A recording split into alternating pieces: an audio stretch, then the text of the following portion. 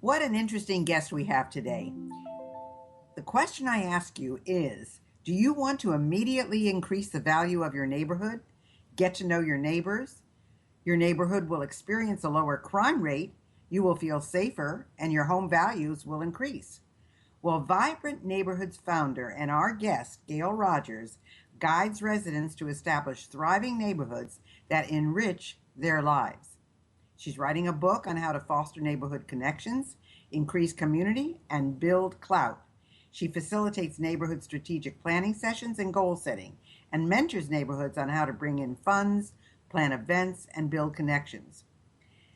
She had an extraordinary experience as a junior high school teacher, and then a manufacturing business owner for 20 years, and then a life coach, where she really instilled a passion for high value communities. She realizes that people, especially teens, don't always make the best decisions. So she created a 5 step decision making system, which is called LOVE, LOVE, to choose. And now people love to choose Gayle Rodgers to help them create vibrant neighborhoods. Welcome, my namesake, Gayle. Yes. Most We're- people spell their name Gail, but you and I are Gayle, so Yeah, that's and weren't exciting. we weren't we surprised to find each other at an event and we both had the same first name, and that's what Yeah. connected us. Well, this is really unusual for me. I think I have found that communities have kind of gone away. I know when I was growing up, we really knew everybody on our block. We knew our neighbors that were on the side streets. And when I moved and I grew up, when I graduated college and I came to Florida, I mean, we really didn't know our neighbors anymore. I mean, if the kids found each other because kids go to school together and they find each other, and so this was the case. But once the kids grew up and neighbors changed, as new neighbors moved in, people didn't come to us and say hi, how are you, who are you, and I have to admit that we didn't do it either. So tell us what some of the challenges are that communities face. Well, I think I agree with you. I knew all my neighbors when I grew up, and it was a wonderful community to be part of. And that's what I'm trying to do is create some of what we used to know. And I'm wondering if some of those challenges are, some of the changes, I should say, are from, let's say we have a continuum of individualism versus community. And we have gone to the extreme of individualism. And now I think we're working our way back because when I tell people what I do, they get excited and say, boy, we need that. So I think they want that sense of community. Well, And I so think they some of, do. I think they do, Gail. You're right. yeah. And so some of the challenges for the communities we face are apathy, as one of my friends said, that she complained about the apathy in her neighborhood. And it's hard to find volunteers to plan events because people are busy. They are working, both parents work, they're hauling their kids to soccer, to dance lessons, you name it. And they don't have extra time. And I don't think our neighborhoods are designed for interaction anymore, especially rural areas, of course, but also suburbia, in that we don't have front porches. We live in the back of our homes, and we have electric garage door openers. And I'm sure your listeners and maybe you are just like me.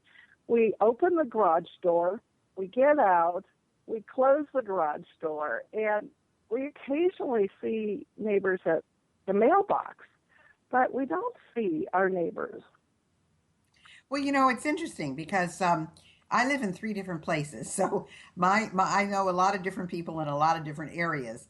But I would say this: first of all, you're absolutely right. When people are working, we've got lots of people who are working, and there's just hardly any time at all because, and yet when my children were young, my youngest son said to me, "Mom, I really resented the fact that you worked because we were in a wealthy neighborhood and none of the mothers worked."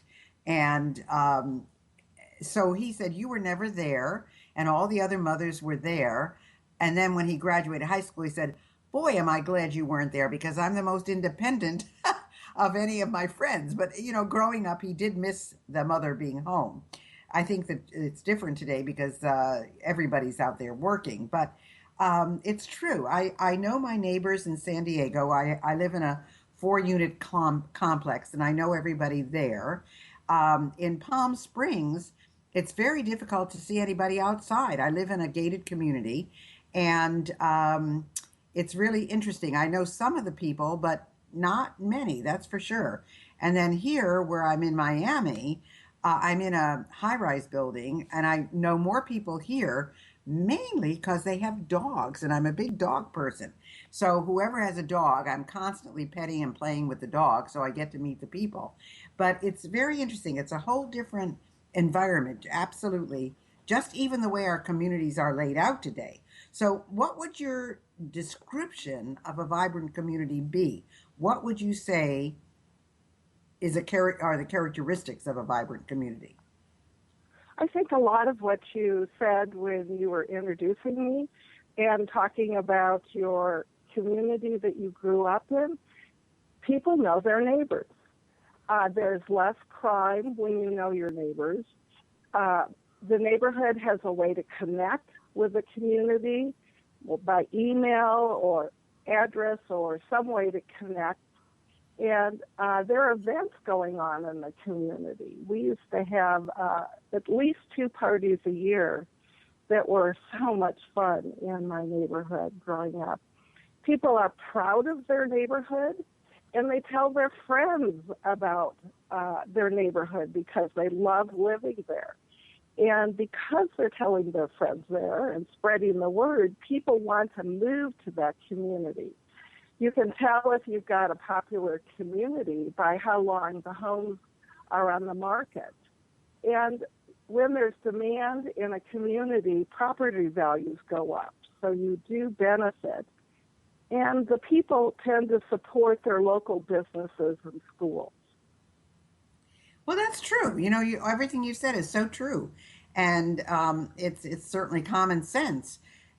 Why do you think this isn't happening today, though? Well, it's back to the challenges that I said. People are working, and some neighborhoods are more vibrant than others, and they are in demand. And so, are your neighbors? Are you having events? This is a key factor. Do you have block parties? Yeah, well, something. My son's neighborhood in Palm Springs. He has a home in Palm Springs.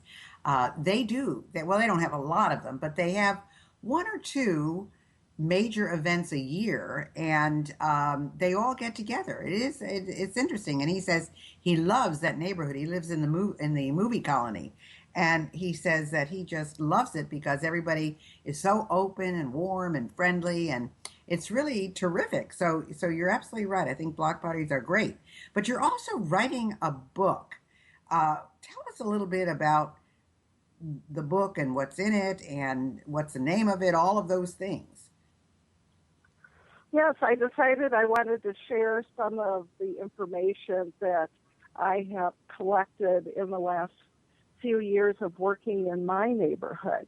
And I realized the first thing neighborhoods have to do is build connections. So how can you disseminate information to the community? And so I'm giving ideas on how to make those connections. And once you've got those connections, then you need to start building a community spirit. And often that can be events. It can be, and then from there, clout. In other words, how can you have an influence in the community? And what I'm doing is getting lots of stories to put in my book on how to do these. I'm getting stories from people on how to, what events they're having. Do they have a 4th of July party? Do they have flock parties or whatnot? Anyway, It's exciting. Well, I can see that. I would think that people certainly would be interested in this, but you mentioned the word clout. Why would a neighborhood need clout? You need clout because let's say the city wants to shut off a road in your neighborhood or make the road in front of your house a one way, and you don't want that. Unless you have built up these connections, there's no way you alone can fight that, or even one neighborhood fight it. Sometimes it takes several streets, neighborhoods to come together. Let's say we can have marijuana sold in Colorado, and we had a medical marijuana store that wanted to add recreational marijuana. And so the community got together to fight that. Actually, it was only one neighborhood that didn't like it. My neighborhood didn't come out one way or the other strong enough for us to voice the opinion that much. But let's say you're having a topless bar move in near your home. You can't change that. But if you have the community behind you, that's when it makes it happen. Also, we are trying to get a recreational center in our Southeast Denver community.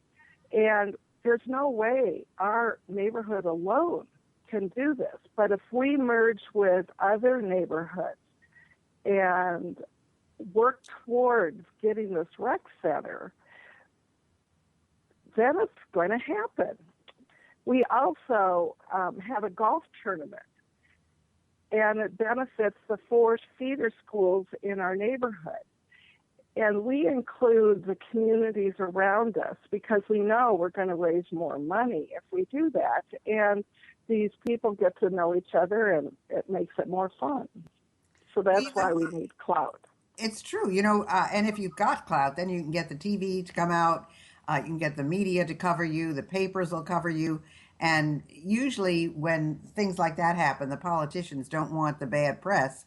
So that's where you do get the clout. There's no question about that. So the whole point, I think, is what kind of reaction have you gotten to all of this, Gayle? I mean, do people buy into this? Do they help you? Do they say, yeah, we want to be a part of this? Maybe give me an example of a transformed neighborhood. A transformed neighborhood is one, I'm sure you've read about, where there's gang-infested neighborhoods and people come together and they take back their neighborhood. But I talked to a lady in San Francisco. Their neighborhood won an award for being a fabulous neighborhood. And what she did was start planting flowers in her front yard. And then she organized a garden tour.